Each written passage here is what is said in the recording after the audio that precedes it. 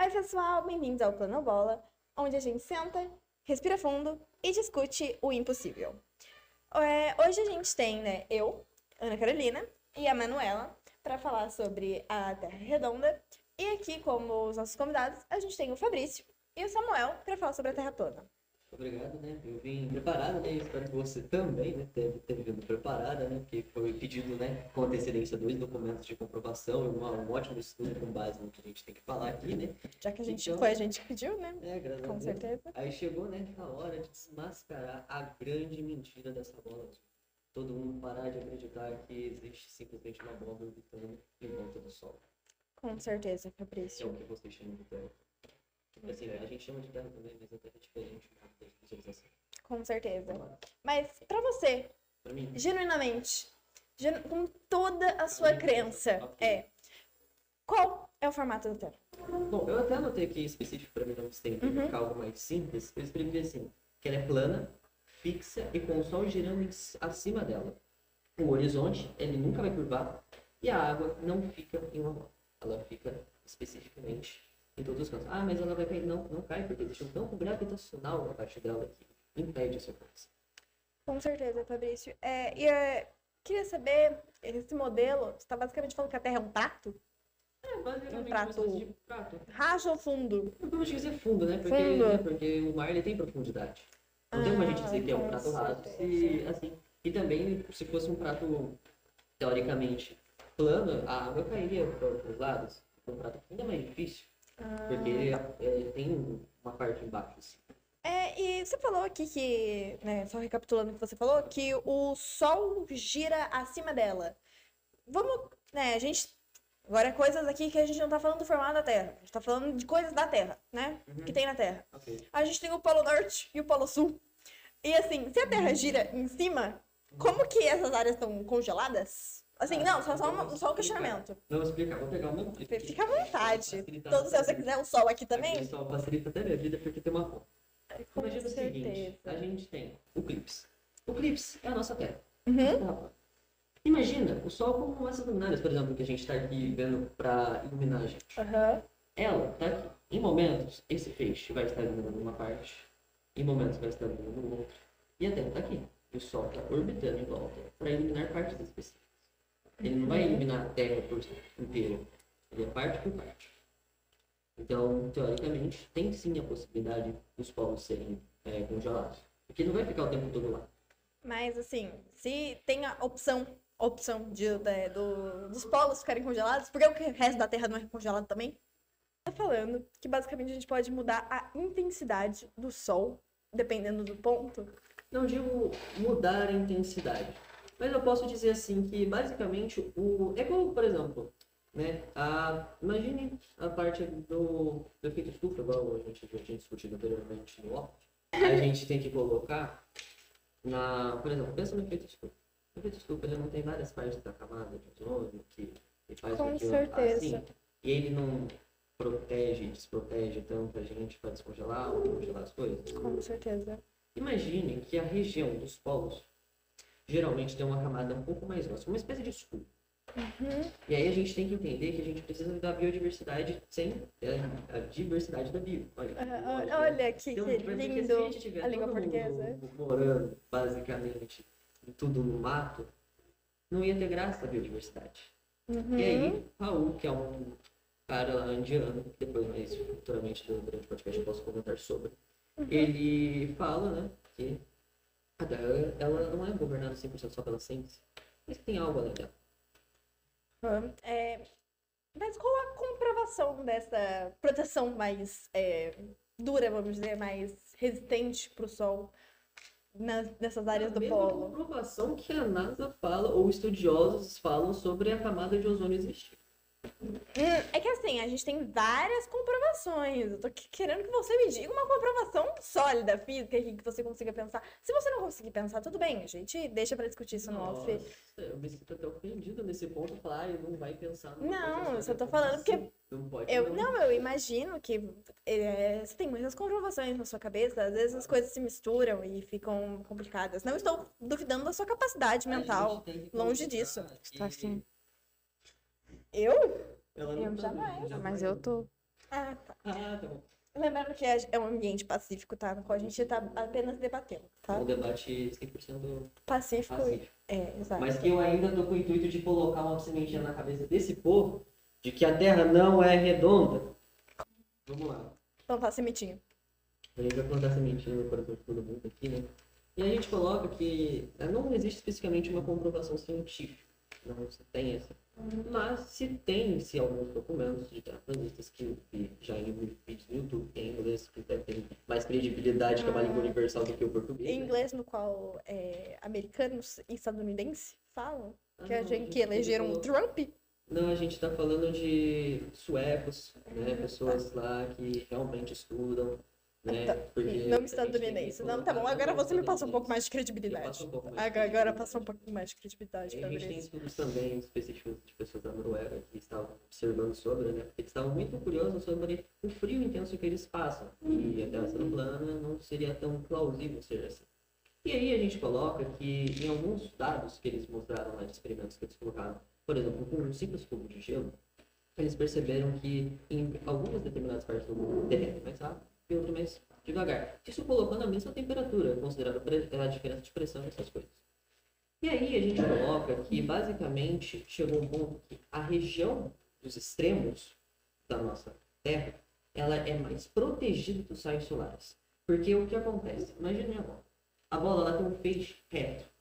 Você não concorda comigo que a parte de baixo tem menos incidência de luz do que as outras, a região do centro? Logo, também vai fazer o quê? Vai degradar menos a camada de ozônio. E assim a gente consegue manter a temperatura mais leve no restante. É que teoricamente os raios solares não tem diferença, né? Tanto assim que você tá falando.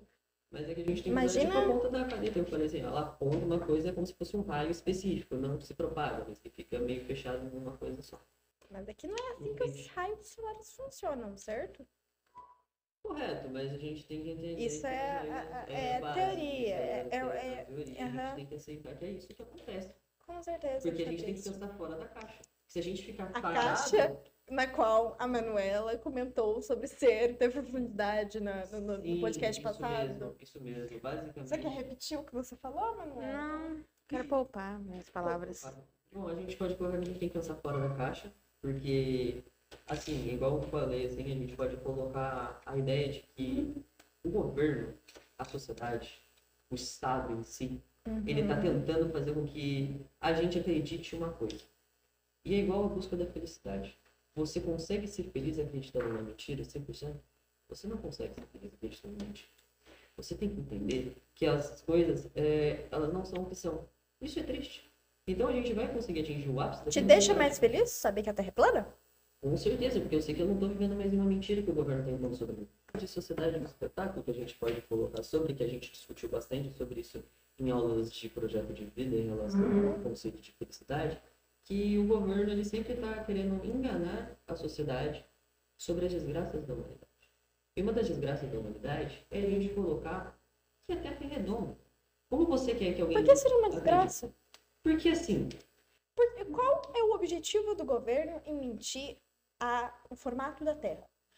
É uma pergunta genuína. elas vão acabar, por exemplo, achando que se ela chegar na ponta, ela vai realmente cair. E o governo não quer que ela acredite que se ela andar, ela vai cair. Porque se ela acreditar nisso, ela vai ter medo. E ela tendo medo, ela não consegue, pensar racionalmente. Mas não é como o Maquiavel falou que é melhor ser temido do que ser amado?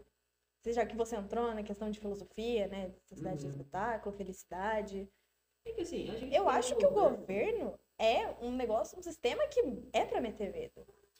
Eu acho que ele seria muito mais poderoso se metesse mais medo. Então eu acho que essa ideia de eles quererem Eles estão proteger. colocando medo no bolso das pessoas. A gente tem um ponto que eles colocam medo no bolso das pessoas atualmente. O medo que você está querendo colocar é uma outra espécie de medo. Mas o governo impõe medo. Não, eu não tô falando que não impõe. Eu tô falando que o objetivo dele é através de punições, de regras e normas.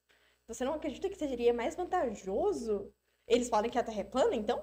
Você está falando que cria o medo das pessoas de Não, ser levadas a porque medo? é uma coisa, a parte essencial. Eu não lembro exatamente o pensador, mas eles colocam sobre, coisas essenciais que o governo tem que colocar.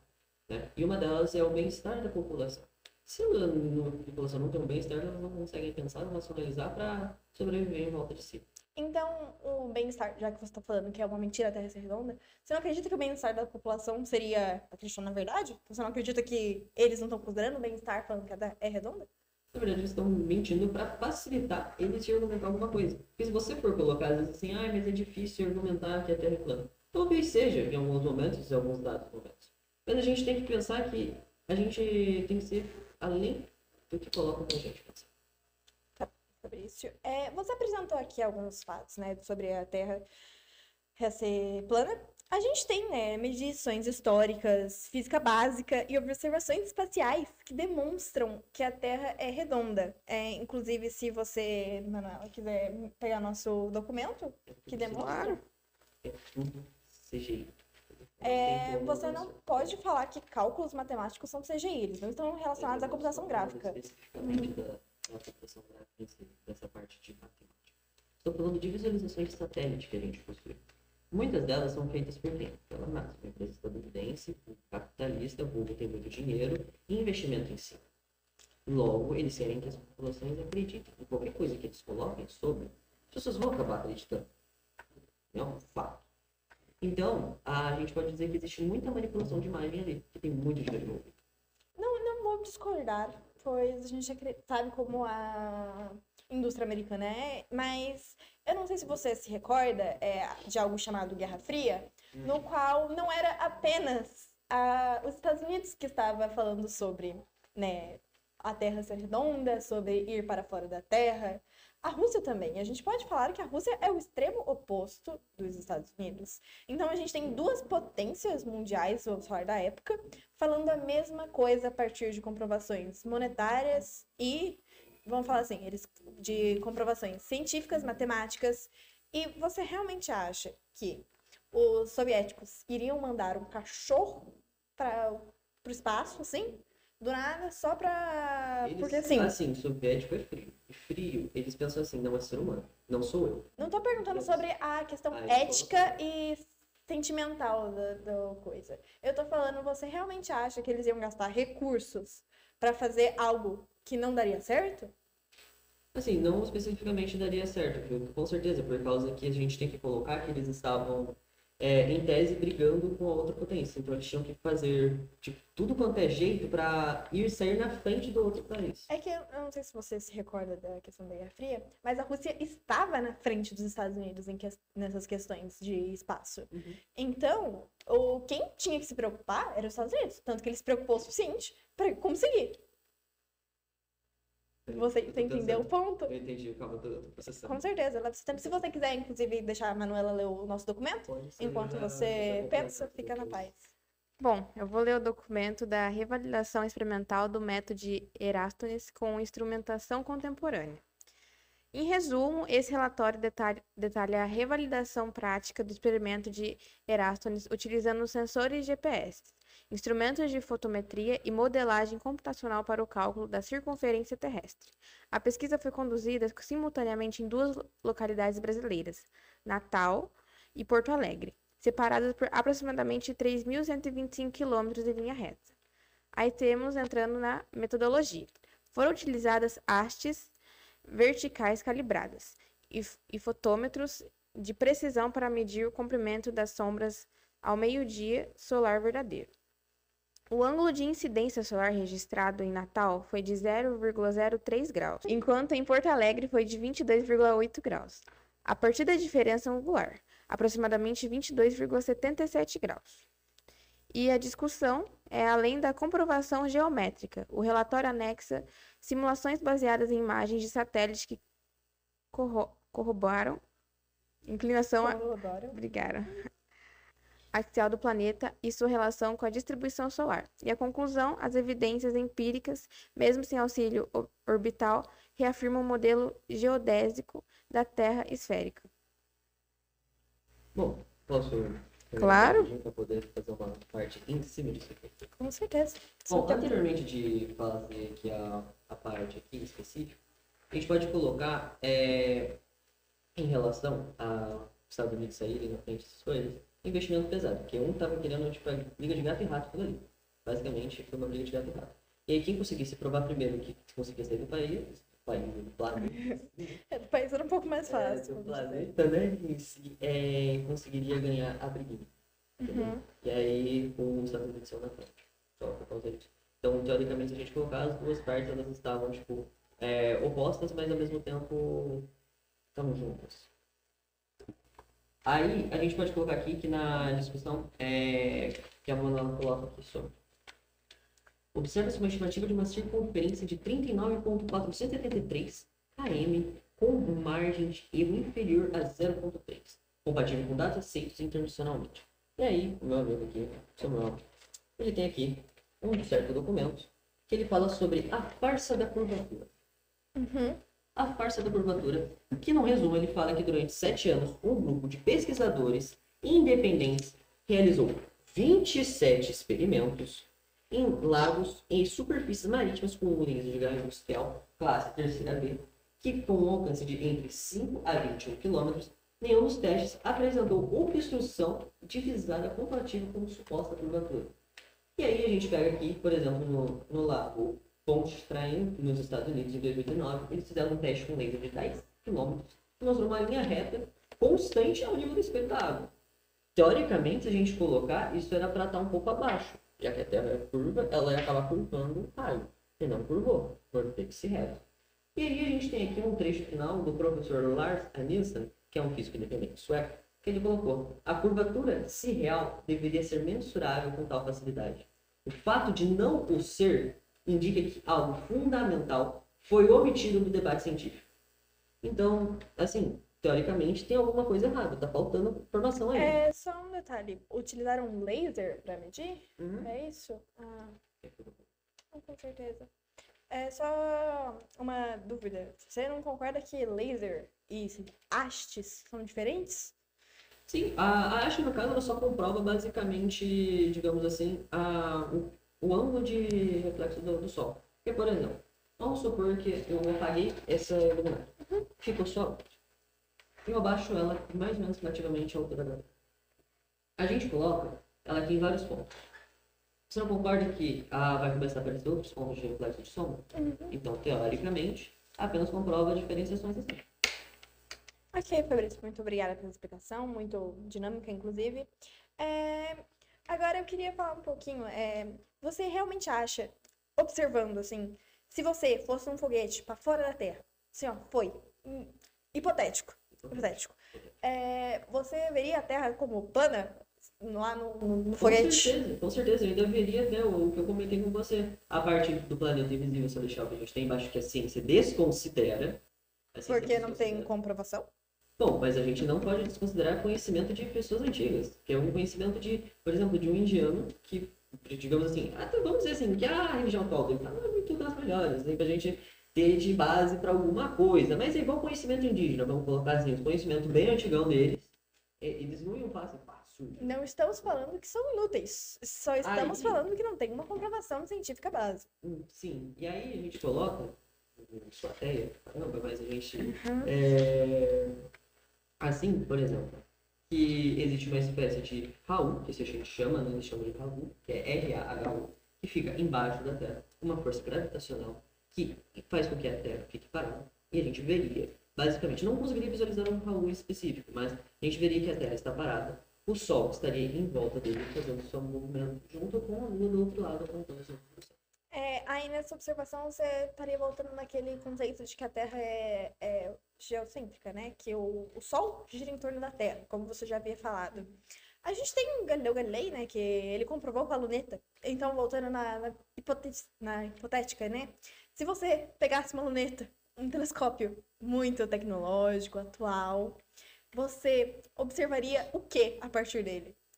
Eu observaria basicamente que o Sol ele está seguindo sua órbita corretamente e conforme ele vai se afastando da região que a gente se encontra, ele vai escurecendo, vai diminuindo sua iluminação. Então, teoricamente, eu veria o Sol, do outro lado eu veria a Lua, e assim a gente poderia dizer que o Sol esteja girando em torno do centro da Terra. Tá. E a consideração, você veria os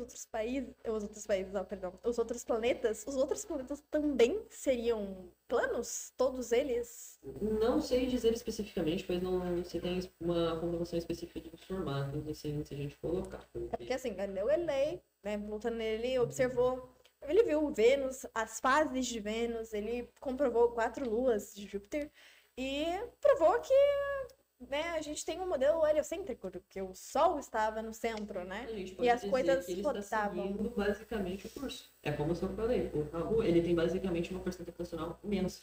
E aí, ele vai meio que seguindo mais ou menos, cada um vai seguindo seu curso em volta ali, tranquilamente. Aí a gente estaria desconsiderando os conceitos de rotação, translação, né? Porque a Terra tá parada, então. Sim. Parada no universo ali, parada. Não espaço. especificamente parada, porque tem as forças de gravitação que fazem ela se mexer. Por exemplo, quando a gente tem surgimento de vulcões, são, tipo, essa força gravitacional que tá atuando. Ah, tá. Entendi, não. Muito obrigada pela explicação. Aqui, né? Você tem mais um documento? Você vai ver o meu amigo aqui, ele tem basicamente algumas comprovações. Vamos falar do conceito de eclipse, que é eclipse. A gente pode colocar que é quando, por exemplo, o Sol e a Lua elas ficam frente a frente e aí a gente não consegue visualizar a Lua em si, só vê o raio que está por trás. A gente tem o meu colega aqui que vai ler uma parte do documento, vai falar sobre os anexos. A gente tem esse documento sobre Raul e Ketu, que é sobre essa relação de que do planeta embaixo. Com certeza. Do corpo Fique à celeste. vontade. Comemos anexos do curso. Bom, temos anexos, traduções de trechos de Sahur e Sidur, ilustração de órbita de Raul sobre a Terra plana, citação de Carl Sagan sobre a